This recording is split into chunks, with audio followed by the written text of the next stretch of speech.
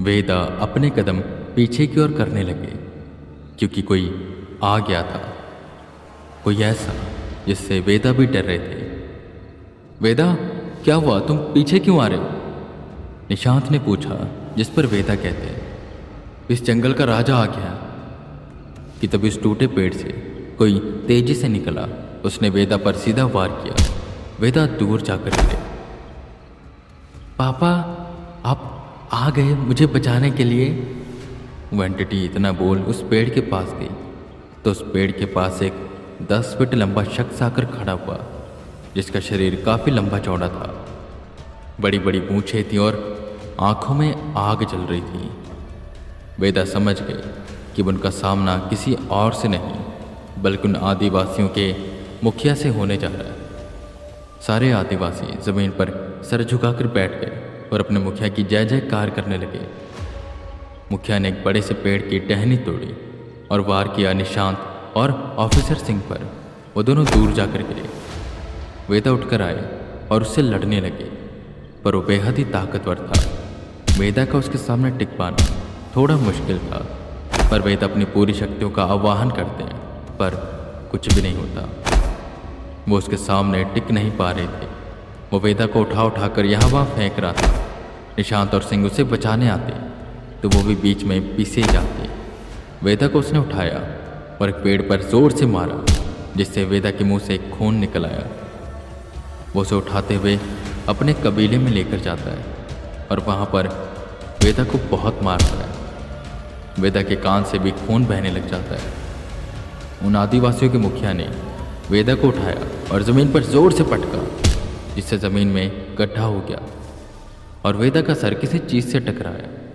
वो उसे पकड़ते हैं और उससे मुखिया को मारने के लिए उठाते हैं तो उस चीज़ के बाहर आते ही सारे आदिवासी बैठ गए और वो एंटिटी भी और वो मुखिया भी। वेदा ने गौर से देखा तो ये वही मूर्ति लग रही थी जिसकी उस त्यौहार से पहले उन्होंने पूजा की थी। वो मूर्ति एक सफ़ेद पक्षी की थी। एक सफ़ेद पक्षी? यह पक्षी जाना पहचाना लग रहा था। वेदा के सर से नाक से खून बह रहा था। किसी तरह वो खुद को संभालते हैं और आगे आते हैं। तुम सब इनकी पूजा करते हो? जिस पर राजकुमारी आगे आई और बोली, हाँ, ये हमारे इष्ट हैं। इन्होंने हमारी रक्षा की है। ये वन और जानवरों को बचाने में हमेशा आगे रहते हैं। ये हमारे पूज्य हैं। ये सुन वेदा लंगड़ाते लंगड़ाते उस मुखिया के पास गए और बोले, अलग ही लोग हो तुम, मुझे नहीं पहचाना। तुम सब मुझे पहचानोगे भी कैसे? क्योंकि मैं मनुष्य रूप में हूँ। मुझे गौर से देखो, मैं यही हूँ, मतलब इनका अंश हूँ मैं, उनका अंश जिनकी तुम पूजा करते हो। गौर से देखो। इतना बोल वेदा ने अपना हाथ हवा में उठाया, जिससे वो टैटू चमका और उस बड़े पक्षी की आवाज़ चारों तरफ गूंजी। वो सब वेदा के सामने झुककर बैठ गए। मुखिया आगे आया और वेदा से बोला, हमें माफ कर दीजिए प्रभु, हमने आपको पहचाना नहीं, पर आप इंसानी रूप में। जिस पर वेदा उसको सारी कहानी सुनाते हैं और सब बताते हैं कि यहाँ पर क्या क्या हुआ था। मैं उनका बस एक अंश हूँ, पूर्ण रूप नहीं। पर तुम मुखिया बहुत शक्तिशाली हो। इतने सालों के बाद मुझे कोई ऐसा मिला जिसने मेरे पसीने छुड़वा दिए और मुझे हरा दिया। मान गया मैं तुम्हें। वेदा हाँफते हाँफते एक पत्थर पर बैठ गए। उतनी देर में निशांत और ऑफिसर सिंह गए और उन आदिवासियों को और मुखिया को वेदा के सामने झुका दे हैरान रह गए। वेदा, ये सब क्या है? अभी तो ये तुमसे लड़ रहे थे और अब? जिस पर उन्हें शांत कराते हुए वेदा बोले, डरने की बात नहीं है। हम सबका मिशन एक ही है, बस तरीके अलग हैं। हम सब जंगल को बचाना चाहते तो ये भी है, बस इनका तरीका थोड़ा सा गलत है। जो भी हो ठीक है, तुम इंसानों को ख़त्म मत करो, नहीं तो इंसानियत ख़त्म हो जाएगी। वो मुखिया आगे आया और बोला, तो आप बताओ हमें क्या करना चाहिए? जैसा आप कहेंगे हम वैसा ही करेंगे। जिस पर वेदा मुस्कुराए और बोले, तुम इसी जंगल में रहो, ऑफिसर सिंह का साथ दो। कोई भी अगर जंगल को नुकसान पहुंचाने आए या जानवरों को मारने आए। तुम उसे मारो मत, बस बेसुध कर दो। ऑफिसर सिंह को बता दो। और हाँ, मैं तुम्हें इतनी छूट देकर जा रहा हूँ, अगर कभी ऑफिसर सिंह कोई अच्छा एक्शन ना ले तो तुम एक्शन ले लो। मारना है मारकर ज़मीन में गाड़ना है, जो मर्जी करो, बस वो कीड़े उन्हें ना खाएं, वरना वो ज़ॉम्बी बन जाएंगे और बाहर निकल आएंगे। सब ने वेदा को नमन किया और वापस से उन्हीं पेड़ों में चले गए। और निशांत और ऑफिसर सिंह के मुंह खुले के खुले रह गए कि आखिर ऐसे कैसे हुआ। इतनी ताकतवर स्पिरिट वेदा के सामने कैसे झुकी? वेदा बताइए तो, ये आपके सामने झुके कैसे और ये सब क्या हो रहा है? एकदम से वेदा ने उस राजकुमारी को रुकने को कहा। सुनो राजकुमारी, तुम्हारा काम है, जाओ अशोक नारायण के पास, तुम्हें उसको मारना है, मार दो। और सुनो, सिर्फ अशोक नारायण को ही मारना, ठीक है? जिस पर उसके चेहरे पर बड़ी सी मुस्कान आई और वो तुरंत वहाँ से चली गई। अशोक नारायण जैसे और भी लोग आएंगे और उनके लिए यही काफ़ी है। ऑफिसर सिंह, मैंने तुम्हारा काम तो आसान कर दिया, चलो अब यार, बहुत मारा साले ने, शरीर दर्द हो रहा है मेरा, अरे सहारा तो दे दो कम से कम।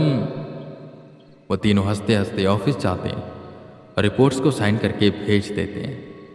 रिपोर्ट्स में लिखा, जंगल में कुछ घुसपैठी आ गए थे जिन्हें पकड़ लिया गया है। सारे एम्बुलेंस उच्च अधिकारी सब वापस चले गए, मीडिया वाले शांत हो गए और जंगल पहले की तरह हो गया। अब अगर कोई भी जंगल में जानवरों को या पेड़ों को नुकसान पहुंचाने आएगा तो उसका सामना राजकुमारी से होगा जो जंगल की रक्षा कर रही है। वही वेदा वापस से बनारस आ गए। कितने दिनों बाद वो बनारस वापस आए और सौभाग्य की बात ये थी, जैसे ही वो पहुंचे तब गंगा आरती हो रही थी। मुँह हाथ धोकर वो गंगा आरती में शामिल हुए। वो बस आंखें बंद किए बैठे हुए थे कि अचानक से उन्हें एक दृश्य दिखने लगा, एक अजीब सा दृश्य। ढेर सारे कौवे उस जंगल में यहाँ वहाँ मंडरा रहे हैं और उनमें से एक कौवा बहुत ही बड़ा है जो उन कौवों के बीच में घूम रहा है। वो कौवे, वो जो कीड़े हैं सफ़ेद रंग के बड़े बड़े, उन्हें उठाकर वहाँ से जाने लगे और बड़ा कौवा उतरा और वहाँ पर पड़ी एक लाश को उठाकर चला गया। वेदा का सर फटने लगा। ऐसा कौन सा कौवा है और ये यहाँ पर वो कीड़े लेने क्यों आई है? उनके दिमाग में बातें घूमने लगी पर वेदा एकदम से चौंक गए। वो खड़े हुए, उन्हें लगा कहीं ये कालराज तो नहीं, वो शैतान का सेवक, और वो उन कीड़ों को ले जाकर कहीं इंसानों पर प्रयोग तो नहीं करेगा? कहीं वो इंसानों को ज़ॉम्बी तो नहीं बनाना चाहता?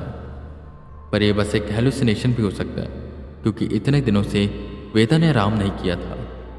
पर इसकी तह तक जाना ज़रूरी था। उन्होंने ऑफिसर सिंह को कॉल मिलाया और पूछा कि क्या वहाँ पर कौवे आए थे, जिस पर काफ़ी देर सोचने के बाद ऑफिसर सिंह ने कहा, वेदा, कौवे तो आते जाते रहते हैं, जंगल है ये, जब कोई जानवर मरता है तो भी कौवे आते हैं। पर हाँ, आज शाम को एक जगह पर बहुत सारे कौवे मंडरा रहे थे। हमें लगा कोई मृत जानवर होगा। हमने जाकर देखा तो वहाँ पर कोई भी नहीं था। पर तुम क्यों पूछ रहे हो? जिस पर वेदा कहते हैं, तुम उसी पेड़ के पास जाना जहाँ पर वो राजकुमारी है और उससे कहना कि वेदा ने पूछा है उन कीड़ों के बारे में, उन कीड़ों को ख़त्म कैसे किया जाए, वो काम कैसे करते हैं, मुझे उनके बारे में सब कुछ जानना है। ऑफिसर सिंह ने हामी भरी और निकल गए उस राजकुमारी की ओर। पर आखिर ऐसा क्या हो गया था जो वेदा को उन कीड़ों के बारे में जानना था? खैर, अगले दिन की सुबह ही सिंह ने फैक्स से वो रिपोर्ट भेजी और जो जो उस राजकुमारी ने बताया था सब उस फाइल में लिखा हुआ था। वेदा उसे पढ़ना शुरू करते हैं। उस राजकुमारी का कहना है कि ये कीड़े इंसानों को खाते हैं और साथ साथ में उसके दिमाग की नसों से जुड़ जाते हैं, जिससे उन्हें ऑक्सीजन मिलने लग जाता है और वो दिमाग कुछ देर के लिए जिंदा हो जाता है, पर इंसान की तरह व्यवहार नहीं करता। वो कीड़ों के कंट्रोल में होते हैं। इन्हें मारने का कोई सामान्य तरीका नहीं है, पर हाँ, अगर इन्हें नमक में बहुत देर तक रखा जाए या इंसान का मांस ना दिया जाए तो ये मर जाएंगे। काफ़ी डिटेल में बताया राजकुमारी ने। मतलब अगर ये कीड़े दिमाग से जुड़े तो वो दिमाग कीड़ा कंट्रोल करता है, कीड़े वहीं पर अंडे देगा उसके बच्चे शरीर को खाएंगे, कीड़ा दिमाग को खाएगा और कम से कम 2 दिन, उससे ज़्यादा ही जिंदा नहीं रह सकते। पर आखिर कालराज को ये कीड़े चाहिए क्यों? क्या करेगा वो इनसे? वेदा सर खुजाते रहते हैं और यही सोचते सोचते उनका पूरा दिन निकल जाता है।